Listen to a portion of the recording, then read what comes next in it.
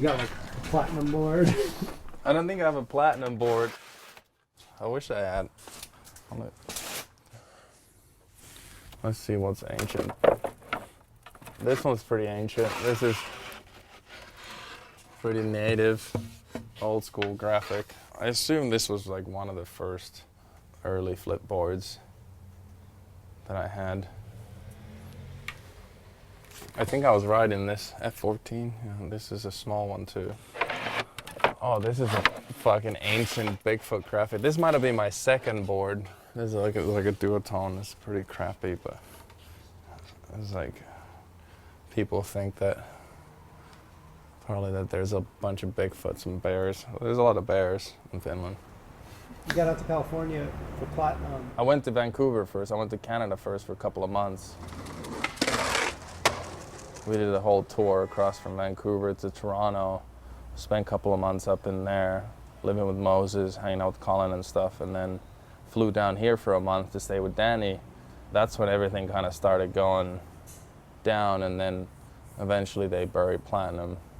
Throughout that time, the flip guys contacted me again, and they're like, well, if things aren't working out over there, you can always get boards from us. And by the way, there's this contest in a month that we want you to come back for, which is Ventura contest that was going on at the time. And then I was flipped out in the contest in Ventura. I see Danny Way walking by. I haven't seen him. I haven't really even told him that I quit. But he's like, you owe me money. I'm like, fuck. Wow. I was just like so shook up. I didn't know what to do. I was just like, and he just kept walking. I was like, do I pay him or do I not? Like, is he gonna punch me or like, what the fuck? But, you know, he was just whatever, and I don't think he cared. I mean, that was the thing with him. Everyone instantly sweated him. Even him going and like doing the whole thing with platinum and being a part of that and then quitting, you know, with having Danny and those dudes, you normally would get like hated on forever. But he totally like, he slid in. I just think because people knew he was cool as fuck and he just skated and wanted to skate. It was just like, you know what, he's a European and he fits on flip at the time. It was like, fuck, it made all the sense, you know? Flip had come recently from England to the US, and I think prided themselves on not having US riders in a way. And this guy fit the bill. I can see why Fox and Deacon would like zone in on this like new European phenom who wasn't a US skater. And then after that, it was full on flip. Yeah, it was full on flip. Did you know about them or psyched on them before you got on? Yeah. 4-on-1 were doing those Europe videos, like the first couple of ones. Tom's like contest runs in Radlands and all that, and Jeff Rowley. And I was like, whoa, these guys are gnarly. I was just so hyped on those videos, and I think that's when I started paying more attention, knowing about companies. And I really didn't know about Deathbox up until later, until it was already Flip. Like that's when I was like, oh, that was the same people and the same company and all that. It was Deathbox, and then we started another company called Flip, which had like Carl Shipman, Christian Heitman, Ivan Den Jensen, and a couple of other guys, Luke McCurdy.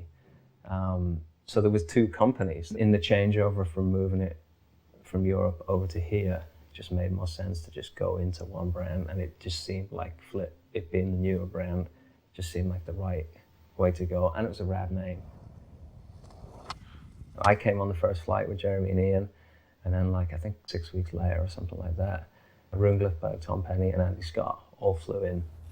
I remember Tom and Jeff telling me when they first got here, like, the floor's so much smoother and stuff. They couldn't barely even ollie for the first 6 months, you know? It was like, everything's too perfect, almost. And then... You didn't come out? I didn't come out till, like, a few years later. I was kind of more in the second bloom of Flip. That was like 94, 95 when Penny became super big, Rune started blowing up, Rip and Vert just fucking destroying it. Rowley tray flipped the 13 and Penny went ballistic. It seemed like there was like a big impact like with you and Tom Penny and a few other people. It was Tom, really. Like Tom was just, as soon as he got off the plane here, like the tricks he's able to do, you just know that he's more naturally talented than you're gonna be. Even on a bad day, like you can see him stand on the board and roll, and you know, like he knows how to ride down the street, you know, and ride the terrain. And he's always been like that. Like, we got on really well when we first started skating together. We fed off each other, you know, we were young kids, and it was like, I'll do this one, you do that one, I'll do this one. Tom showed up, and within about a year he was just annihilating, just killing. So that made it tough for Jeff, I think. Tough, but probably good, because it raised the bar even more.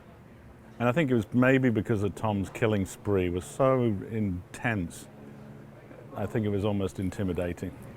That first stint has like carried his name and will do forever. He comes out here and then just blows everyone away. And especially at that point, I don't think anyone from Europe had really done that. It was like, wow, who the hell is this guy? Boom, switch frontside flipping, first go down things. Tripped me out. Remember Jeremy calling me up and going, oh my God, you know that big gap that Jeremy Ray frontside flipped? That Carlsbad one? He's like, yeah, Tom switched frontside flipped in like 3 tries the other day. And I was like, bloody hell, that's amazing. Tom was just on a path of destruction throughout that whole couple of years. Let's see what this pile's about. It was an old room board. Old TP graphic. Old Penny graphic that I saved. It's pretty rad. Penny looking like a schoolboy. Old Penny mushroom graphic. This is pretty classic. That's it. That's a saber.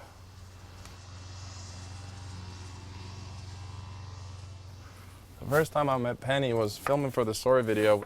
He was in his hiatus, but we managed to track him down. At the time, he had a mini ramp in his barn in France. One thing I noticed about him, like, you'd hang out with him in a different country. If you know you spent time there, he'll just speak the language. By the time we got to France and went up with him, he might have been there for a year or 2. He was speaking fluent French. Dans le fils? Oui. Et ça fait quoi? Ça fait mal. I think the same thing happened in Argentina. He just picks it up. I believe he's in Denmark now. He's probably speaking Danish by now. What was his deal? It was like, I mean, did he have like mental health problems or just? Tom's definitely gone through some hard times. But when I met him, he seemed completely on it. I mean, he was drinking wine from, you know, as soon as he'd wake up, you know, throughout the whole day, and then he'd be just doing the craziest lines still.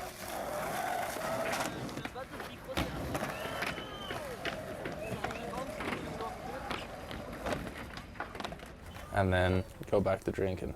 As crazy stories as there is about him and just like being out of it and whatever, I think he kept skating throughout the whole time.